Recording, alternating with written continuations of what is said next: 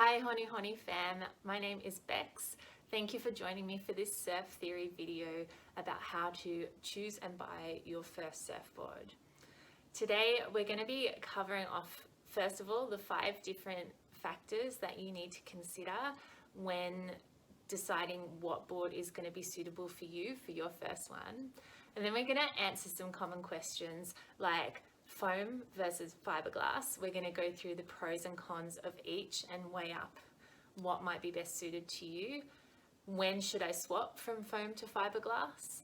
And then we're also going to answer the question, so what board do I actually get and where from, how do I get it? We are only going to recommend you buy a secondhand surfboard, so be aware that we're definitely not going to be pushing a certain brand or anything like that on you. That last question, the things that we're going to more be looking at is what should I be looking for in a secondhand surfboard? You know, how do I know if it's okay or not?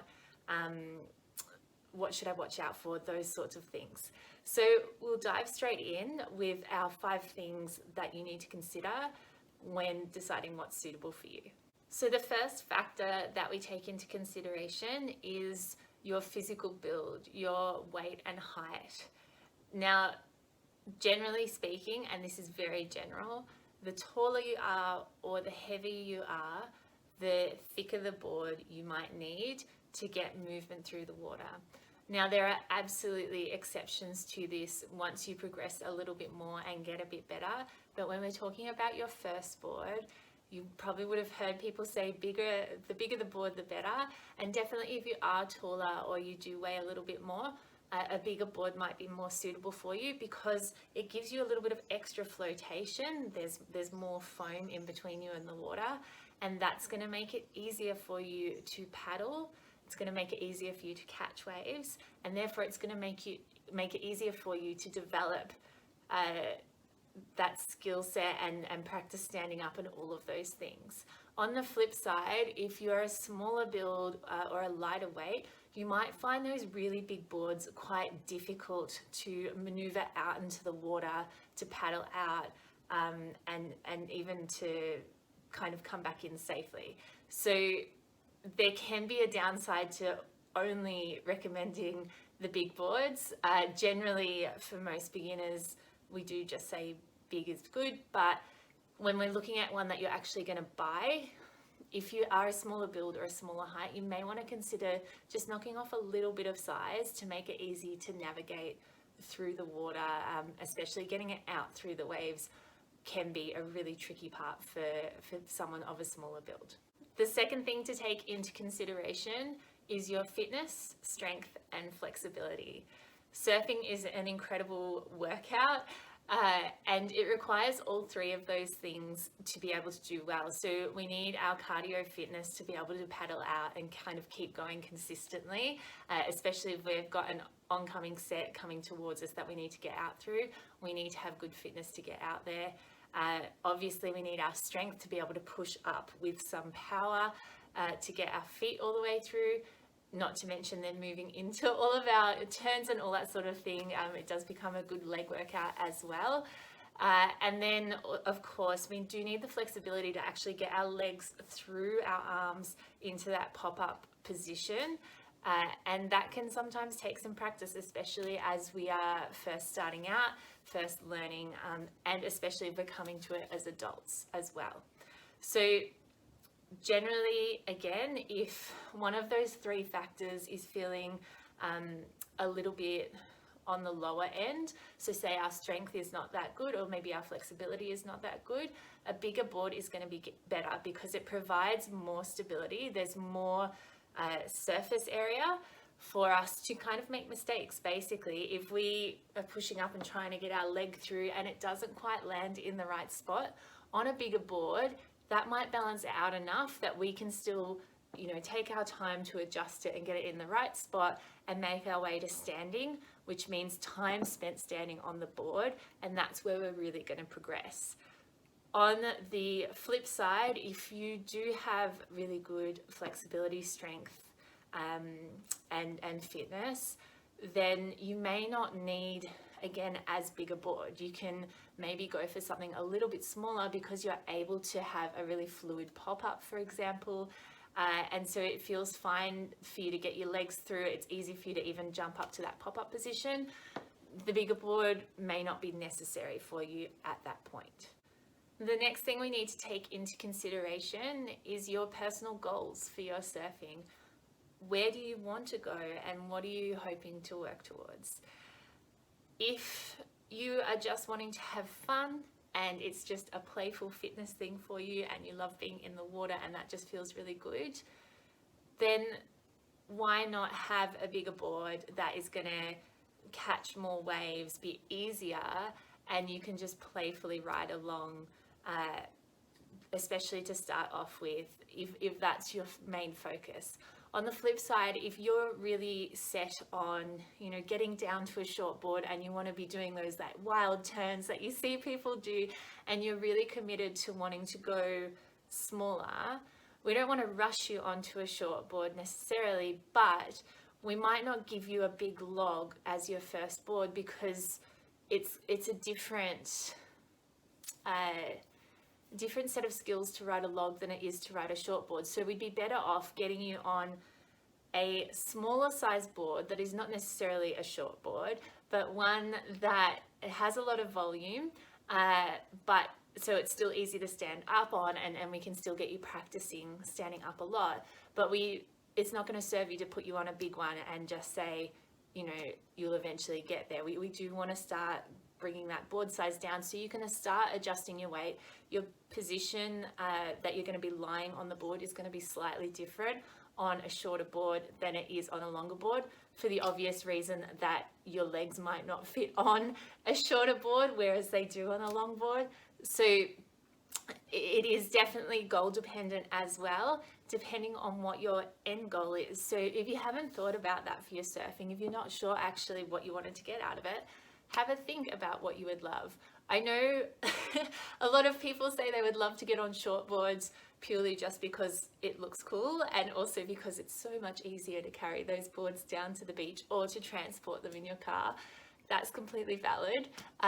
You absolutely can do that, but do have a think about what you want to achieve, and also how important it is to you actually, because I find that if you set those kind of goals from that kind of like top level area, I guess, where it's just like it would be convenient but it's not really important to you, it may not really be important enough to you to work at it as much as you need to get there. So it's better to set a goal from a place where it's actually very important to you that this is what you get from it, rather than just a superficial "that would be nice." It's just my thoughts. The fourth thing that impacts what board would be suitable for you as your first board is how often you're going to be practicing, how often you're going to be paddling out and going for a surf and trying, and also which beaches you're most likely to go to for those regular surfs.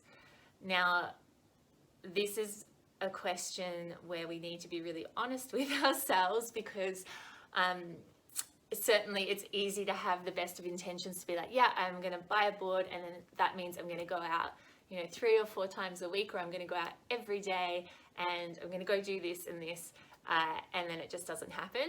So I would encourage you to set something that is realistic for your lifestyle. If you live 2 hours away from your nearest beach, it might not be realistic to go every single weekend, but you know yourself best. So just really taking stock of how often I'm going to go surfing and where. The reason that these questions are important is because how often we surf is going to impact not only how quickly we progress, but also how well we maintain or build our fitness. So if I'm going surfing once every 2 weeks, my paddle fitness might kind of maintain or get a little bit better. My ocean awareness will just gently, slowly build, and I might be better on a bigger board because it's not going to require a lot from me. It'll always be relatively okay for me to work up on my fitness slowly, work up my ocean knowledge slowly, because it's quite easy to catch waves on the bigger board. On the flip side, if you are living close to a beach, you know you will actually go surfing a few times a week or every day, then maybe we can start looking at a shorter board. You know, there's going to be lots of time for you to build that fitness. There's going to be plenty of time for, or you're going to maintain your, muscle memory. You're going to maintain your strength. You're going to maintain that paddle fitness consistently. Then we might not need the easier board. We can go for something that's a little bit harder to paddle because your fitness is going to grow quite quickly to match that shorter board. In terms of which beach, the reason that's relevant is just because certain beaches have different types of waves. Very briefly, and we've got a whole nother surf theory video on this, but very, very briefly, we can have waves that kind of gently roll through and crumble really nicely. In this area, for example, Ocean Grove is a really good example of that. They're very gentle waves, very suitable for long boards, and you can get the short boards out there as well when it's a little bit bigger, versus somewhere like, say, Winky Pop, where it's a very short boarders wave. You would struggle because it's such a steep wave face. You would struggle on any kind of decent sized swell to get the longboard not nosediving basically, unless you were kind of a more intermediate surfer. So while you're a beginner, it wouldn't be suitable to take a longboard out there. I mean, it probably, to be honest, at Winky Pot wouldn't be suitable to head out there as a beginner anyway, because it's all reef and quite a high level surf break. But if we were going out there, we'd definitely be safer on a short board, more likely to be successful on a shorter board as well. So where you're planning on surfing does really impact that. It's not a constant rule with where we're surfing and what we need. I've absolutely seen incredible longboarders out at Winky, especially on smaller days, but even on the bigger days. They were very skilled longboarders and they really knew what they were doing, but they were there. And vice versa, I've seen shortboarders take off in tiny little, nothing waves.